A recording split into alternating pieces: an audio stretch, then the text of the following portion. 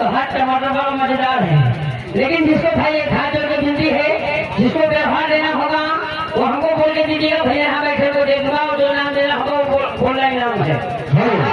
जी हाँ, धर्माली का कहना है सुखराम भाई की तरफ होकर सुन रहा है, उनका कहना है कोई गंदा गाना नहीं चलेगा, बढ़िया गाना गाइए और गंदा गाना जो हर टमाटर बड़ी मजेदार बा।